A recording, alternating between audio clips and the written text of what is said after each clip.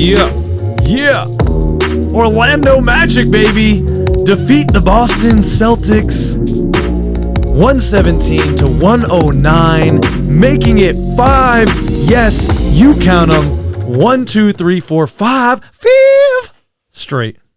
I'm blown away. Handing the Celtics only their third loss on the season. The league leading Celtics absorbed a little bit of a run from the C's to start. Yes. But slowed the game down, got to the line, won the boards, and held off the Celtics for the rest of the game. After the way that run started the game, to have the lead going out of the first quarter was big.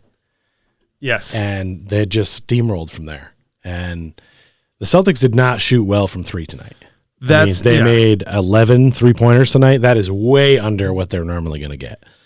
So we were benefited by that. And I know everybody looks and thinks, oh, that's got to be great defense. No, they missed a lot of open threes. They did. So, if they would have hit a few more, it could have been a tighter game for sure. But then they weren't the same team when Al Horford was gone. That's just Franz. He's cleaning up the studio tonight. He's a cat. Yeah. A mouse was seen, so we're letting him up here to clean things out. So don't mind the noise. You get on Franz. Yeah. Keep doing your thing. Do your work. But yeah, if some of those threes are falling, I think it's a little bit different game. And you could tell the Celtics were frustrated in this one, right? Yeah, absolutely. They just were frustrated that they let that lead get away, and that they couldn't stop certain things we were doing. And we only made 9 threes on the night, so it's not like we were shooting a ton of threes. Yep, 9 for 33. They were 11 for 46. And honestly, it just wasn't as big a part of the basketball game as it normally is in the modern NBA today. And you could tell it just frazzled the Celtics. And I don't even know what the hell was going on with Al Horford and why he got kicked out. I didn't see a foul on Moritz Wagner. That was crazy. This officiating crew had to have been. Oh my! I don't know what these three guys were doing with the delays of watching, replaying every single thing. It seemed like from the moment that Al Horford got tossed for what could have been an ugly elbow to the baby maker. That was not cool. It seemed at that point they tried to call everything on us to somehow mea culpa to the Celtics and allow the Celtics to get back in the game. But I like how our young group, as we said while we were watching, they kind of kept their cool. They did. They got upset for a moment, but then they shrugged off any calls that didn't go our way, got back, and played defense. Right. Sat down and guarded and did enough. I think there's a different kind of pressure on each of these teams. Like the Celtics are obviously supposed to be the super best and win championships. The super best. And they're not going to, but that's the level that they're perceived to be at. And they wake up Boston. They wake up every day feeling like this is what we have to do. Whereas the Magic guys are waking up, they're playing with house money. This is true. We got 4 wins in the barrel. We're like, we're not supposed to go up and get any wins. Let's just play hard and see what happens. And they played their game. And it's kind of nice to see us get up in games and hold the lead, right? Like this is something I'm just unfamiliar with based on the play I saw last season. So it's like kind of fun, because sometimes leads are hard to hold, especially in the NBA. But we've seen a couple times in this run where we can get up and we can sustain. And we took a few shots from the Celtics where they'd make a little run back, but they never really got all the way back. I think they only got back as close as probably 7. I'm not. Maybe 6 or 7 at one point. I don't have that in front of me. It just, you love to see that they have that ability to slow the game down. I think guys even took fouls sometimes at times where it's like, all right, that's a bad foul, but you're slowing the game down. You're not letting them get that rhythm that you see a lot of teams get into.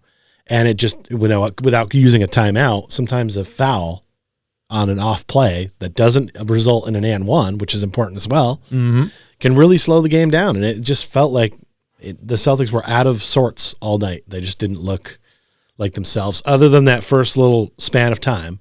And Tatum had 20 points in first half. The first half. Yeah, and then I don't know. But a lot of it was at the line. But it's just ended with 31, so he had 11 in the second half.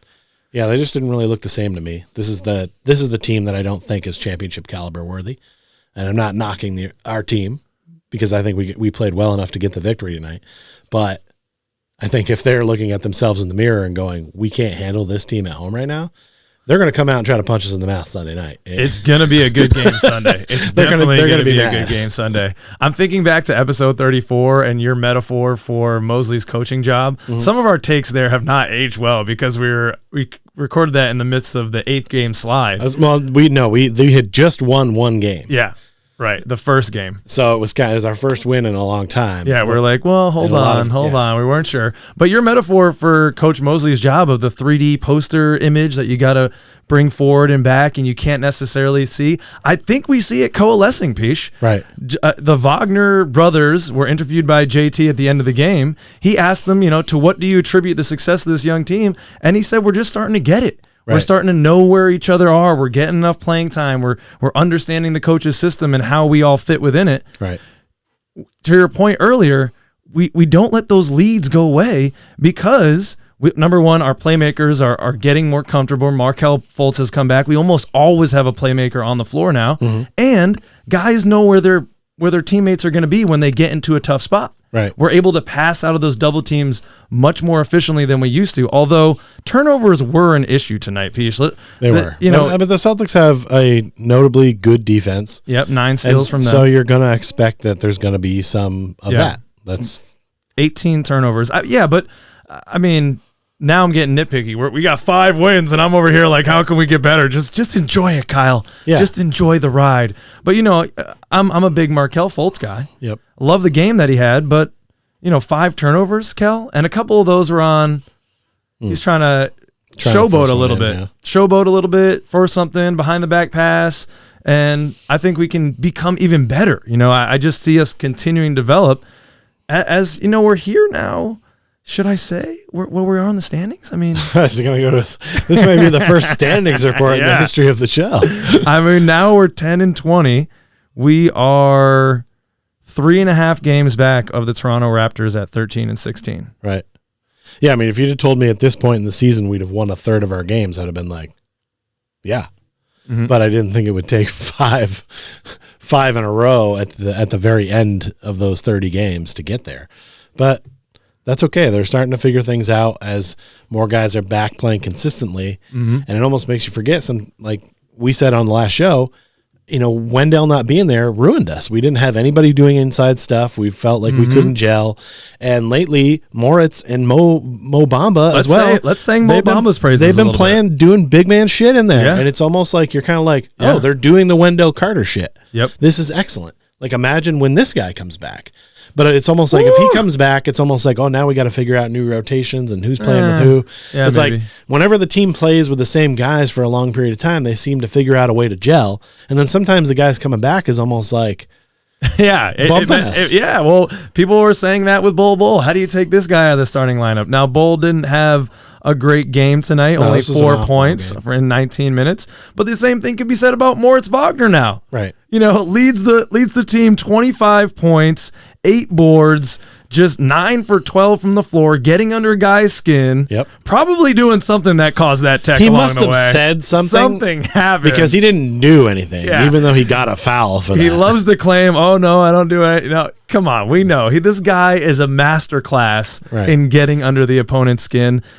It's tough to take that chemistry off the floor, but that's a great problem to have. It is. And at some point we will have it. And it really made a big difference when Moritz came back into our lineup to have somebody that could be that spark and play with some energy. And, every team needs to have that, dickhead that, the other team doesn't like, that, will get under your skin. And, Moritz is our guy for that. He's the most likable dickhead out there, though. Everybody likes their own dickhead. Because there's people on the Celtics that like Marcus Smart, That's like and farts. they like most of their roster who's all dickheads. But regardless, it's sweet to get a win over the worst city in America. Can you tell? Gotta always love it. Can you tell how much he loves Boston? Yeah. All right, ladies and gentlemen, what were your standouts tonight? Another victory, 5 in a row. Can we make it 6? We're sniffing the play-in, Pich. Yeah, for now. I think it's still okay to have measured expectations of what's going on, but I think it is amazing that we've strung together 5 wins in a row against these teams that we have played in this 5 games as well. It's not like these are easy teams or teams that would be listed with us. So it is very good to see that this team is getting some wins, because it was a real slog for a while. And we went through this not long ago. Nope. Where, I was disgusted by our play, and guys weren't hustling. Yeah. And they completely flipped that around. It was almost a 180 as if for sure. I'm not saying they watch the show, but I'm not saying they don't, because they use it as a point of motivation, which is exactly why I would bother having that much passion behind something that I was saying, is that you got to play better than this. And they have, and they've stepped it up. Found a way to play together. I think Mosley's finding out what parts work together. And it means big minutes for Franz and Paulo. Mm-hmm. But that's what we're going to need to get W's.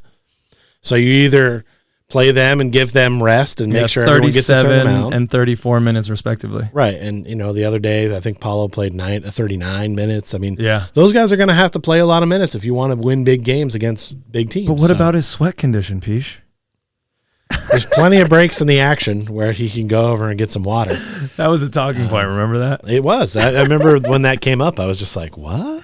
But that was also people who wanted to try to make people think that Paulo wasn't the number one pick. Yeah. They were trying to make excuses. How silly. So, I don't think nobody was going to not pick him because of that. Go check out episode 34 if you haven't already. Some of our takes look silly now, but I think some are spot on. Like to see who you're concerned with on the roster, who is meeting your expectations and going beyond them. Yeah, I mean, we did what we had to do with what was presented to us, and at the time, we had seen one win in the last 11 games. So I'm excited for 5 wins in a row. Pish, I'm even more excited for Court Cousins night, February 23rd. We're coming down to Orlando. Orlando, we're going to be inside of you. I heard that. Fivo.me/Court Cousins. Get your tickies now. Wow. That's legend. I mean, they're going to be in the same section as us. We can make our own cheers. I'm going to bring my Pish signs. What else can you want? I'm leaving the panic button, though. Not bringing that one. Leave that at home. Hopefully we can leave it at home for these next few games, too. We got some winnable games here. Let's see what we can do, Pish. They're all winnable now. Amen. Go Magic.